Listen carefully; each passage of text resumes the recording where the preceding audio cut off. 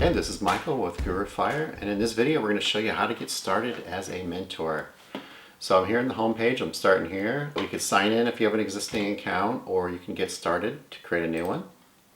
And you can toggle between the two accounts with the button at the bottom of each. I'm going to go ahead and fill out my user profile email and a password. And hit next.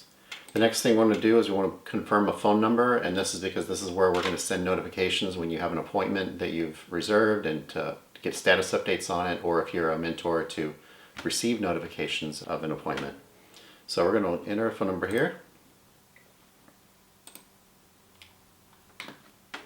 And the next step was we're going to confirm what we received. So let's check our phone. Type in the code.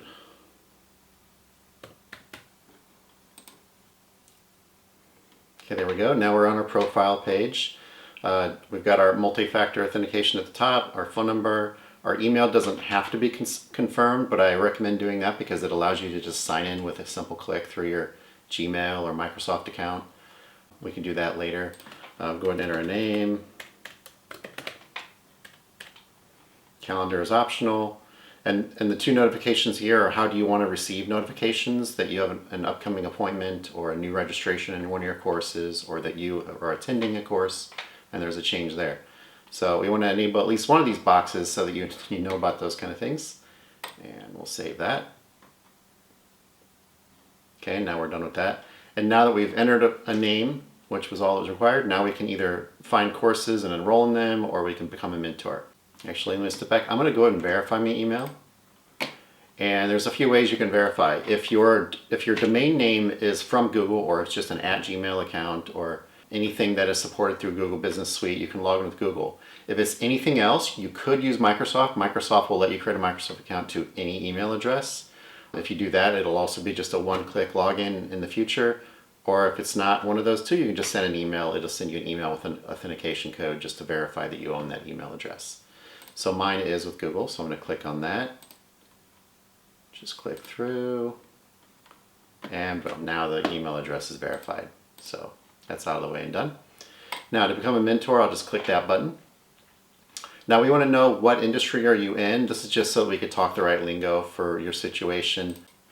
So we might change what we call a course for the different ones as well. So pick that one, and this will give you a preview of different categories. And within each category, there's multiple skills. So these aren't the only three things, but they're the three high-level categories that contain all the skills inside. Academics, language, math, and science. Within math, there's all the disciplines of math within there and so forth. And fitness, exercise, and sports. And within each of those, lots of sports and lots of types of exercise. So I'm a technology teacher, so I'm going to pick that one. And which type are you? Are you a tutor or an educator? A tutor is the kind that you don't supply any course content, you just meet with people and you help them through whatever they need help with, whether it's learning math or it's learning how to program. It doesn't matter what it is, but you're just one-on-one working with people, maybe one on a few people at the same time for a group tutoring, but you don't supply the course content, you're only supplying the instruction. Educator, you actually want to publish course content and have people enroll in those courses and have payment plans for those courses. So I'm personally an educator, so I'm going to pick that. And then what is your name? I have a registered school name. For the GuruFyre address, it's usually just your school name or your personal name. If you're a tutor, you might just put your name. If you pick tutor in the prior page, it wouldn't say school name, it would say your name here, so you just enter your name. For your GuruFyre address, it's whatever you want to have here. It could just be your name again. Pick that. Enter something that's available. If it's already taken by someone else, you won't be able to use it. It does have to be unique. And that's good. So next thing is a campus location. We want to tell people where do we offer teaching or mentoring from. You do want to have at least one. Even if you're virtual only, just have one and just put your country and state in there. That's just so that people could still find one that's like within the same time zone as them. Go ahead and add one at least. I'm going to say just the name of my area. If you're a tutor, maybe you tutor at a library, you could say, you know, your area's library, and then just put the location of that as well.